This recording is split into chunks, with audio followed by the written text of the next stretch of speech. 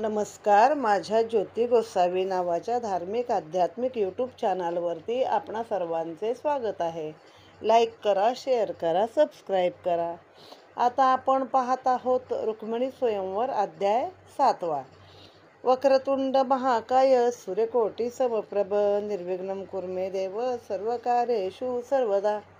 गुरुब्रह्मा गुरुर्विष्णू गुरुदेव महेश्वरा गुरु साक्षात परब्रह्म तस्मै श्री गुरुवे नमः. वसुदेव सुतं देवं कंसचाणूरमर्दनं देवकी परमानंदं कृष्णं वंदे जगद्गुरु. कृष्णाय वासुदेवाय हरये परमात्मने प्रणतक्लेशनाशाय गोविंदाय नमो नमः. मुखं करोति वाचालं पंगुलं लंघयते गिरि यत्कृपातमहं वन्दे परमानन्दमाधवम्. आकाशपतिततोय यथा गच्छति सागरा सर्वदेव नमस्कारं केशवं प्रति गच्छति. श्री गोपाल कृष्ण महाराज की जय. श्री कृष्ण भक्ती लागी देखा नवविधा भक्तीसी आवांका तैशा नवरत्न मुद्रिका भीमक कन्या लेली. असे आता या अध्यायामध्ये तिच्या स्वरूपाचं वर्णन आहे सगळं. मागच्या अध्यायात आपण पाहिलं की ती नीलकमळाची माळ तिनं आपल्या हातात घेतली आणि आंबेनंच सांगितलं ही माळ घे आणि त्याला जाऊन वर कमल नयनाला वर. आता ती बाहेर चालली. तिचं सौंदर्य कसं आहे त्याचं वर्णन आपण या अध्यायामध्ये पाहत आहोत. सकळ सौंदर्याची खाणी बर्वे पणतीत पासुनी स्वरूपरूपाची जननी विरी रुक्मिणी देखिली. सुरवर पन्नगाच्या ठाई हिंडता सौंदर्य विश्रांती नाही म्हणून धाविंदले लवलाई भीमकी देई विश्रांती. भीमकी कृष्णा आलिंगन तेने सौंदर्या समाधान तिही लोकीचे बर्वेपण भीमकी पाशी धाविंदले. ऐकून जिच्या सौंदर्यासी वेद लागला श्रीकृष्णासी ती भीमकी वर्णावी कैसी सीमा रूपासी न करवे. नाही स्रष्ट्याने सृजिली कृष्ण प्रभावे रूपा आली बर्वे पण सिग चढली साकारली सौंदर्ये. गगन शून्यत्वा उबगले कृष्ण भेटीसी उदित झाले भीमकी मस्तकासी आले निरालंबे शोभत. मस्तकीचे नीलकुंतल तेची नभ अति निळ तळी मुखचंद्र निर्मळ भीमकी मुखी उगवला. चंद्र क्षीण कृष्ण पक्षी म्हणे हा पूर्वील माझा बंधू की म्हणून कळवळली भीमकी तो निज मुखी धरियेला. भीमकी मुखी निष्कलंक क्षयातीत पूर्ण शशांक कृष्ण प्राप्तीसी मयंक भीमकी मुखी उगवला. चंद्रपूर्ण पौर्णिमा एकी एरवी क्षेवल्ली त्या ते लोकी एरवी क्षेवृद्धी त्या ये लोकी तो सदा भीमकी मुखी निजात्म सुखी परिपूर्ण. चंद्रमंडळा मागे पुढे जैसे तारांगणाचे वेडे तैसी मोती लगतान वडे दोन्हीकडे तळपती. श्रीकृष्ण वेधे वेधली खरी म्हणून विसरली ते भोवरी भोवरी या कृष्ण मायेचा करी ते अवसरी ते नाही. भोवरी नसता पक्षपाती पंखे दोन्ही झळकती भोवरिया माझी मिरवती भेटी होईल निज करणी. भीमकी थोर कपाळाची कृष्ण दैवे ते देवाची निडळी प्रभा श्यामतेची तोची कस्तुरी मळवट. चंद्रबिंबी श्यामरेखा तैसा भाळी मळवटू देखा भोवया रेखिल्या कृष्णरेखा अतिसुरेखा व्यंकटा. कृष्ण पहावया जगजेटी भोवई सांडिली व्यंकटी कृष्णी मिनली या दिठी सहज गाठी सुठेल. श्रीकृष्ण रंगे सुरंग आहे व पणे तेने अभंग त्याचे कुंकुम पैचांग मुखचंद्री चंद्रमा. नभी इंद्रधनुष्य रेखा तैसा भांगी सिंदूर देखा बोलवावया यदुनायका मोहिनी मुखा पूजियेले. ना ते सरस्वती बोधी आली श्रीकृष्ण भेटी लागी जीव शिव हासळया दोन्ही भागी मुक्त लगी तटस्थ. जैसी नक्षत्रे नभमंडळी तैसी मुक्त मोतियाची जाळी लेईलसे भीमक बाळी तेने वेल्लाळी शोभत. त्याही वरी भक्ती फरा झळकत नवरत्नाचा खरा खुणावी तसे सुरनरा भजा यदुवीरा निज भावे. दृश्य देखता शिणले नयन धनीचे घ्यावया कृष्ण दर्शन एकत्र होऊन देखणे पण भीमकी लोचना पै आले. ही नाथांची भाषा ना खरं अवघड आहे आणि वर्णन मात्र खूप सुंदर केलेलं असतं त्याचं. आता पहिलं काय नवनिधी भक्तीसी आवांका, श्रीकृष्णाच्या भक्तीनं ती रुक्मिणी चाललेली आहे. आणि जशा नवनिधा भक्तीचे प्रकार आहेत त्याच्यामध्ये पूजन, वंदन, अर्चन, मनन, श्रवण, आत्म आत्म सख्य भक्ती आणि आत्मनिवेदन भक्ती असे भक्तीचे प्रकार आहेत. त्या जशा काही 9 अंगठ्या तिनं आपल्या 4-4 बोटामध्ये घातलेल्या आहेत. 9 अंगठ्या घातल्यात, म्हणजे अंगठ्यात पण एक अंगठी घातली तिनं. आणि मग काय सौंदर्य स्वतःच तिच्याकडे विश्रांती घ्यायला आलं. म्हणजे देव, दानव, पन्नग म्हणजे यक्ष, किन्नर, पन्नग म्हणजे ते नागलोक. नाग पण असं सुंदर असतो प्रत्यक्षामध्ये, जर बारकाईनं पहा तुम्ही त्याचं सौंदर्य. तर या सगळ्यांच्या ठिकाणी थांबून ते सौंदर्याला कंटाळा आला आणि म्हणून ते भीमकीच्या देहामध्ये विश्रांती घ्यायला आले. कारण का, भीमकी कृष्णाला आलिंगन देणार आहे आणि मग त्यानं सगळं सौंदर्य त्या समाधान पावणार आहे, असं ते तिच्याकडे आलं. मग तिचं वर्णन किती करावं. जिचा वेध श्रीकृष्णाला लागला आणि आपलं सगळं हातातलं काम सोडून जो हिला न्यायला आला, लग्न करायला आला ती अशी, तरी अशी स्रष्ट्याने सृजिली नाही, म्हणजे निर्मात्याने तिला निर्माण केली नाही, तर ती कृष्णाच्या प्रभावानेच ती रूपाला आली आहे आणि तिला बर्वे पण आलेला आहे. आता तिचं केसांना उपमा कशी दिली तर गगन. आता त्यांना तेव्हा माहीत होतं आपल्या शास्त्राला की गगन शून्य असतं. म्हणजे आता आपण म्हणतो ना विज्ञानात आकाशी पोकळी आहे, आकाशामध्ये काही नाही आहे, तसं तेव्हा ते सांगत होते गगन शून्यत्वा उबगले, मग ते शून्य आहे, काहीच नाही त्याच्या. मग काय झालं, ते भीमकीच्या म्हणजेच रुक्मिणीच्या मस्तकारूपी ते गगन खाली आलं. मग तिचे जे असे काळे निळे केस आहेत, एक तर निळ्या केसाची उपमा द्रौपदीला दिलेली आहे, निळा कुंतल म्हणून, आणि आता हे रुक्मिणीला नीलकुंतल. मग तसं काय ते निळा आभाळ केसरूपाने खाली आलं आहे तिच्या. व त्याच्या खाली काय आहे तर मुखचंद्र. मग तसा काय तो चंद्रच उगवलेला आहे. चंद्र तरी बाकी आकाशामध्ये कृष्ण पक्षी क्षीण असतो, कधी वर चढतो, कधी पौर्णिमेला पूर्ण असतो, तर कधी अमावास्येला बिलकुलच नसतो. मग ती चंद्राची अवस्था पाहून कधी चंद्र क्षयी पावतो, म्हणजे शून्य असतो, नसतोच. तर मग ही कळवळली रुक्मिणी आणि म्हणे हा मागच्या जन्मीचा माझाच भाऊ आहे ना. कारण कसा भाऊ आहे तिचा तो, तर समुद्र मंथनातूनच चंद्र आलाय आणि समुद्र मंथनातूनच लक्ष्मी आलेली आहे, म्हणून तिचा तो भाऊ आहे. म्हणून तिनं आपल्या चेहऱ्यावरती त्याला धारण केलेलं आहे. थोडक्यात तिचा चेहरा चंद्रा इतका झळकणारा आणि असा सुंदर आहे, तो पण पौर्णिमेच्या चंद्रासारखा सुंदर आहे. आता ती खरी कृष्णाचा वेध तिला लागलेला आहे. मग तिचे जसं चंद्राच्या मागं पुढं नक्षत्र असतात, तसं तिचे ते मोत्याचे कानातले आहे, डोक्यावर घेतलेली जाळी आहे मोत्यांची, की ते मागं पुढं लोंबणारे झळकणारे मोती आहेत. तर ते जसे काही तिच्या चेहऱ्याच्या आजूबाजूला ते उगवलेले चंद्रचांदणे आहे. आता कृष्णाची भेटीला एवढं हे झालं की ती भोवरे विसरली. म्हणजे डोक्यामध्ये घालायचा एक प्रकार आहे दागिन्याचा, तो ती विसरली, तो तिनं घातला नाही आहे.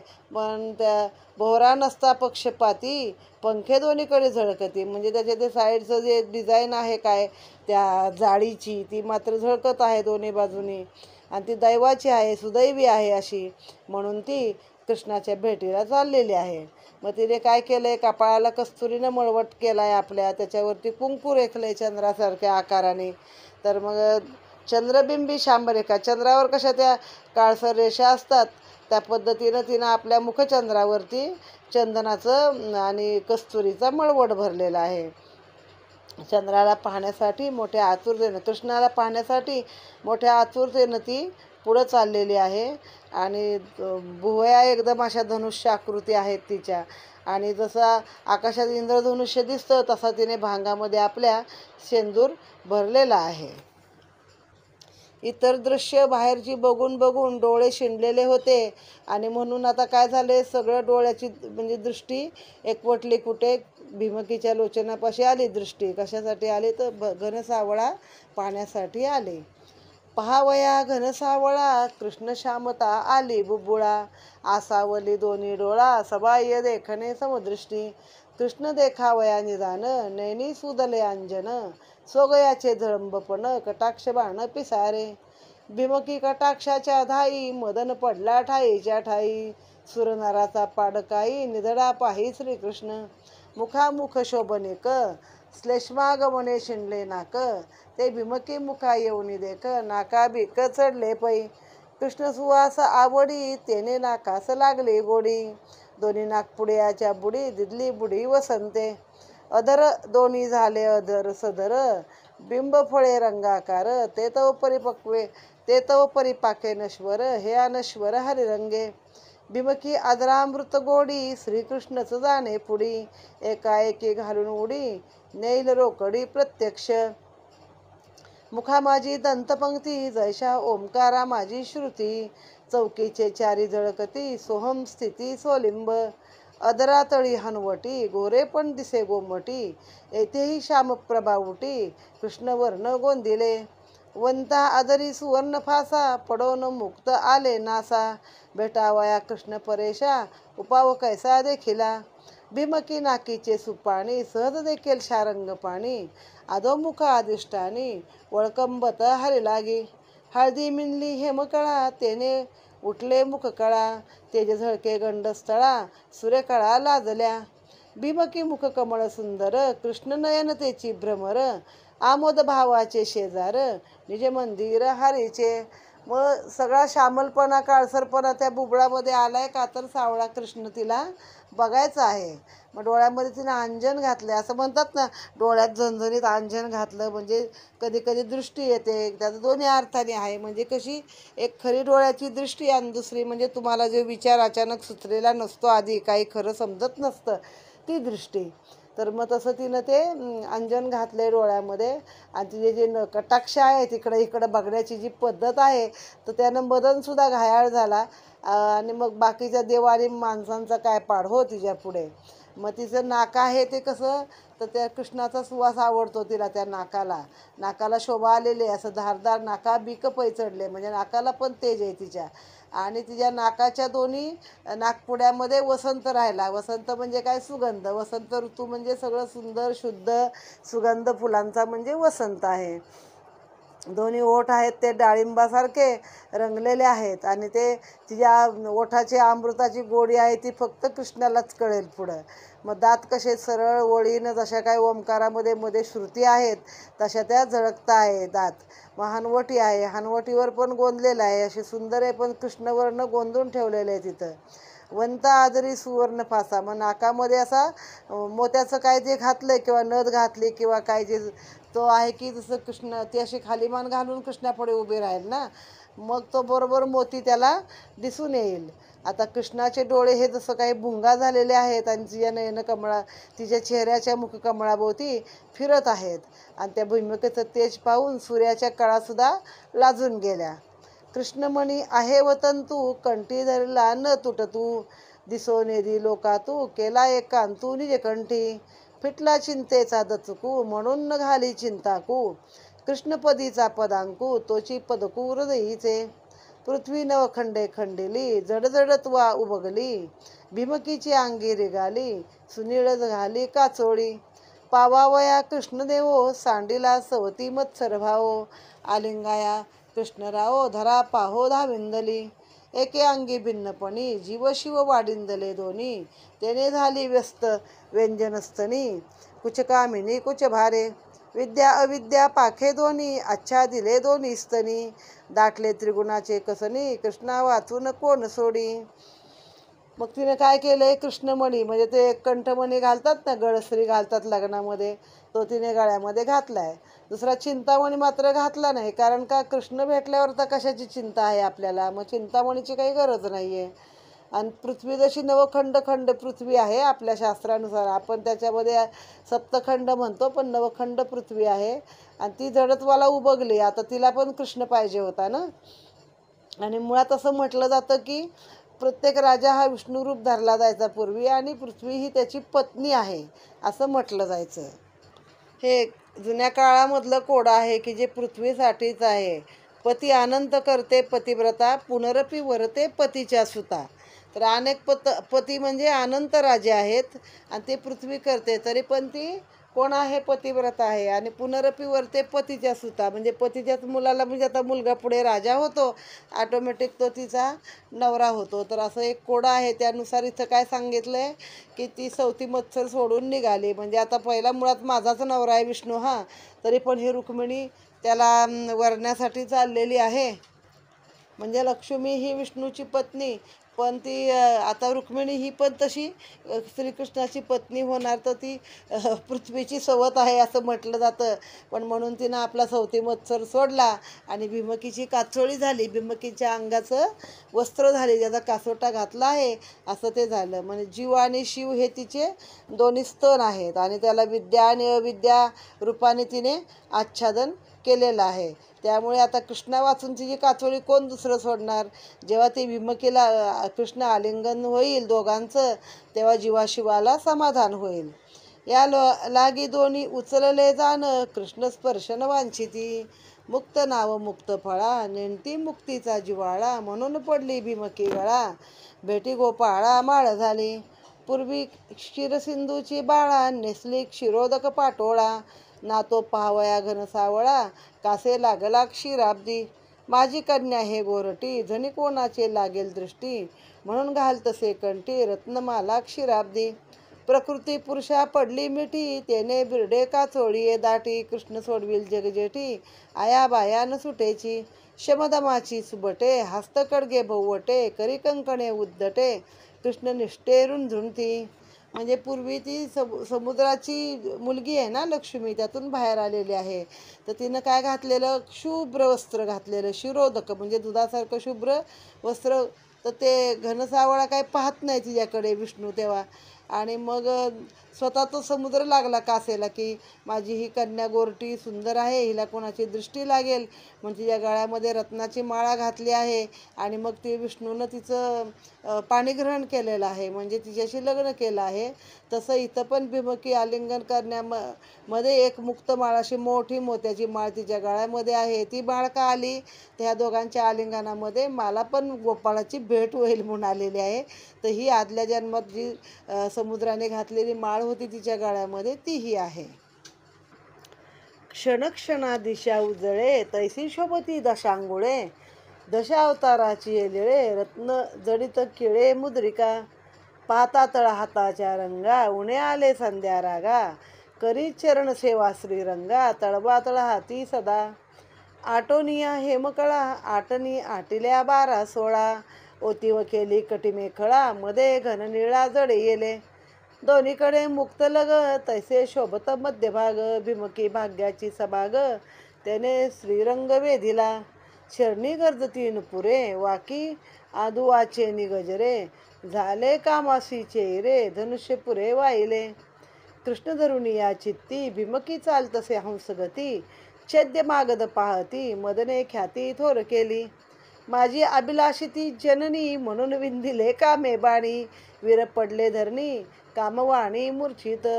मग आता काय झालंय, जसे ते दशावतार आहेत ना विष्णूचे, तशा तिनं आपल्या हातामध्ये मुद्रिका घातलेल्या आहेत. त्या मुद्रिकेच्या तेजाने क्षणक्षणा दिशा उजळतामध्ये आहे.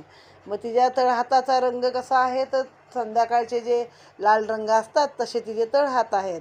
आणि ती काय करणार, तर आपला तिचा तळवा आहे तो श्रीरंग आपल्या हातामध्ये घेणार आहे, किंवा ती श्रीरंगाच्या पायाचा तळवा आपल्या हाती घेऊन त्याची सेवा करणार आहे.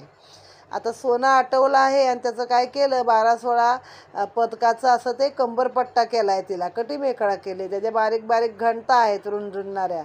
आणि मध्ये घन निळ, म्हणजे मध्ये ते निळपदक जोडलेलं आहे त्याच्यामध्ये. आणि अशी ही भीमकी अशी हंसगतीने कृष्णाच्या दर्शनाला कृष्णाकडं चाललेली आहे. मग आता काय झालंय, तर मदनाला राग आला. हो, माझ्या आईकडं अशा नजरेने बघतात. मदन तिचा पुत्र आहे ना, पुढे येणाऱ्या जन्मामध्ये मदन तिचा पुत्र आहे.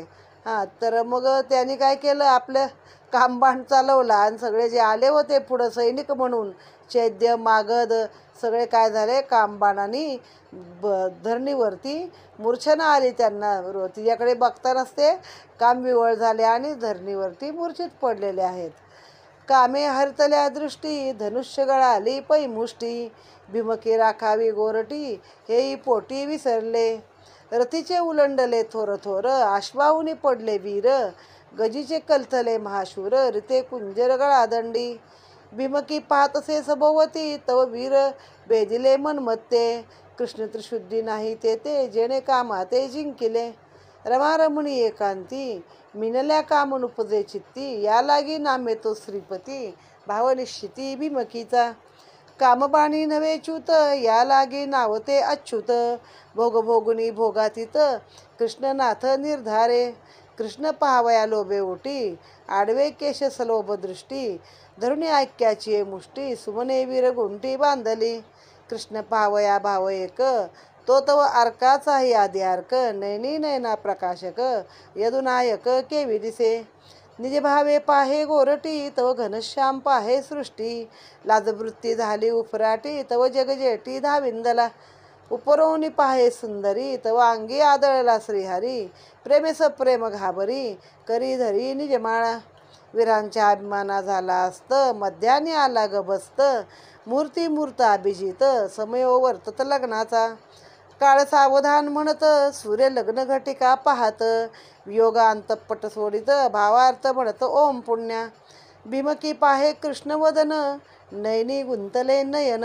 दोहीचा एक झाला प्राण पाणी ग्रहण जीवाशिवा ऐसिया भावाचे निवाडे माळा घाली ब्याडे कोडे वीरमूर्छा व्यापिले गाडे आडवा पुढे कोणी नये त्या रुक्मिणीचं रूप पाहून सगळे मदन बादेने असे वेडे झाले की घोड्यावरचे घोडेस्वार खाली उलटले पडले रथ जे अंबारीत बसले होते किंवा हत्तीवर बसले होते ते खाली पडले हत्ती मोकळेच फिरतात आहेत आणि मग भीमकी इकडे तिकडे शोधायला लागले की माझा कृष्ण कुठं आहे याच्यामध्ये त्याला मात्र काही कामाचा भाव झालेला नाही आहे कारण तो त्याच्या पोटी मुलगा म्हणून जन्माला येतो ना पुढं जेव्हा रमा आणि रमणी म्हणजे कृष्ण आणि रुक्मिणीसारखे जेव्हा एकांतात येतात तेव्हा तिथे काम नसतो आणि म्हणून त्याचं नाव श्रीपती आहे दुसरं काय आहे कामाच्या बाणान जो च्युत होत नाही त्याचे नाव अच्युत आहे जो कामाचा त्याच्यावरती काही परिणाम होत नाही असं सगळे भोग भोगून तो कृष्ण वेगळा आहे तो म्हणतो ना 16 सहस्र नारी भोगून वर मी ब्रह्मचारी आहे जांभूळ आख्यानात सांगितलं नाही का 16 सहस्र नारी तरी मी ब्रह्मचारी तर तो खरंच ब्रह्मचारी आहे का तो कृष्ण आहे शेवटी ना तो काय म्हणेल ते त्याचं बरोबर असतं तर अशी नजर वर उचलली ना कृष्ण पाहायला मग केस आडवे येतात म्हणून ते सगळे एकत्र धरून त्यांचं ऐक्य करून एक त्याला फुलांचा हार बांधलेला होता आणि असं वरतं पाहिली तिनं कृष्णाला तर तो अर्काचाही आधी अर्क आहे म्हणजे सूर्यासारखा तेजस्वी आहे अर्क म्हणजे सूर्य आणि मग एकमेकांचे डोळ्याला डोळे भिडले की हा कसा दिसतो तिनं बघितलं तेवढ्यात तो खाली आला तिनं वर पाहिलं त्याने काय खाली पाहिलं जेव्हा सूर्य तिने जेव्हा घनश्याम पाहिला पण तिला लाजवृत्ती झाली उपराटी लाजली नाही ती त्याकडे बघत राहिली मग तो असा आला उतरला खाली त्या आदळला तिच्या अंगाशी आदळला आणि मग ती घाबरली आपल्या हातातली माळा घेतली आणि त्याच्या गळ्यामध्ये घातली आणि तेव्हा सगळ्या वीरांचा अस्त झाला होता एक पण आडवायला काही पुढं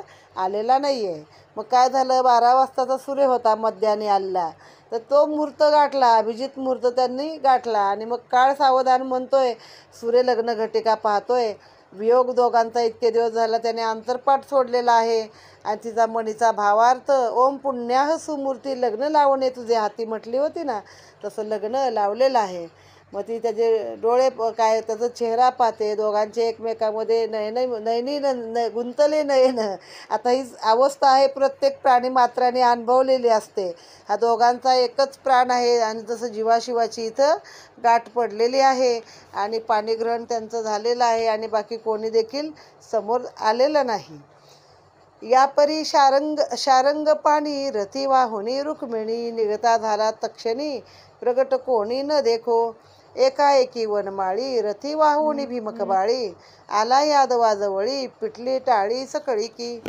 त्राहाटल्या निशाण भेरी गगन गरजे मंगळतुरी देवपुष्पे वर्षती आंबरी जय जयकारी प्रवर्तले यादव गर्जती महावीर सिंहनाद करती थोर भीमकी आनंदे निर्भर वरिला वर श्रीकृष्ण हरिके नाचत नारद आता होईल द्वंद्व युद्ध यादव आणि मागद झोट धरणी भिडतील रथ लोटतील रथावरी कुंजर आदळतील कुंजरी असिवारावरी महावीरी महावीर शस्त्रे सुटतील गाडी वीर भिडतील कडोबिकडी डोळे भरी पाहिन गोडी शेंडी तडतडी नारदाची थोर हरिके पिठली टाळी साल्या मेवण्या होईल कळी कृष्ण करील रांडोळी तेही नवाळी देखेन एका जनार्दन म्हणे रुक्मिणी हरण केले कृष्णे वीर खवळतील धावणे युद्ध सत्राने होईल रसाळ कथा आहे पुढा, रणी नाचेल रणझेंडा, ओवाळणी बाण प्रचंडा, परस्परे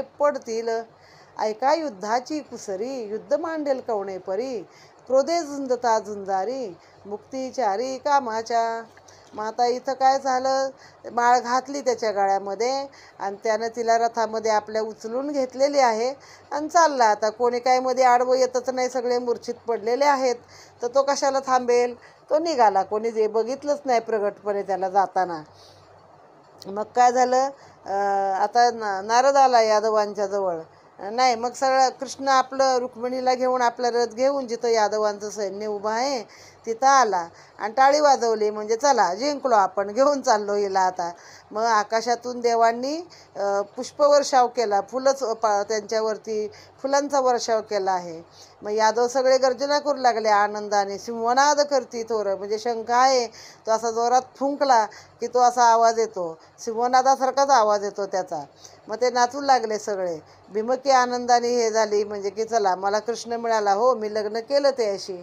मग नारद आता आले नाचत नाचत आणि काय म्हणू लागले बघा, सगळ्यांचं काय आणि नारदाचं काय. आता द्वंद्व युद्ध होईल, यादव आणि मागध एकमेकाला भिडतील, झोट धरली भिडतील, म्हणजे एकमेकाचे केस धरून एकमेकाला भिडतील, जमिनीवर पाडतील. रथवाला रथाशी भिडेल, हत्तीवाला हत्तीशी भिडेल, तलवारवाला तलवारवाल्याशी भिडेल, सगळे महावीर एकमेकाला भिडतील, शस्त्र सुटतील आणि मोठं असं युद्ध होईल इथं. मी कधी एकदा डोळे भरी पाहीन म्हणून नारद आपली शेंडी खाजवतोय, शेंडी तडतडती त्याची. थोडं हलके पिटली टाळी, नारदानं मोठी टाळी. पण नारद हे खूप बुद्धिमान आणि हुशार होता आणि कृष्णाचा भक्त होता बरं, विष्णूचा. म्हणजे जरी आता असं वर्णन असेल तरी एक नारद प्रत्यक्षात वेगळे आहेत, त्यांना खूप गुरु मानलेला आहे. देवसुद्धा त्यांना घाबरत नाही, दानवसुद्धा घाबरत असे नारद होते ते. मग आता म्हणे साल्या मेवण्यामध्ये पण काय होईल ना, मेवण्यामध्ये पण भांडण होईल. म्हणजे साल्या हा शब्द इतका जुना आहे, आपल्याला वाटतं हिंदी आहे, पण तेव्हापासून हा शब्द आहे साला. साल्या मेवण्या होईल कळी, कृष्ण करेल रांडोळी, कृष्ण करेल त्यांची मजा चांगलीच आता, असं म्हणलेलं आहे. आणि इथं हा अध्याय संपलेला आहे. रुक्मिणी हरण त्याने केलेलं आहे. इथे श्रीमद्भागवते महापुराणे दशमस्कंदे हरिवंशसंहिता संमत्ते रुक्मिणी स्वयंवरे पाणिग्रहण नाम सप्तम अध्याय सप्तम प्रसंग समाप्त. श्री गोपाल कृष्णार्पणमस्तु. तर इथं तिचं पाणीग्रहण म्हणजे पाणीग्रहण नाही, खरं पणीग्रहण. पणी म्हणजे हात, आणि तो हातामध्ये घेतला की एक प्रकारचं लग्न त्या काळामध्ये लागत होतं. म्हणून आपल्याकडे कुणी उठसूट कुणाला स्त्रिया हात मिळवत नाहीत, तर स्त्रियांसाठी हात जोडतात, ही पद्धत आहे. इथे हा 7वा अध्याय समाप्त झालेला आहे. श्रीकृष्णार्पणमस्तु.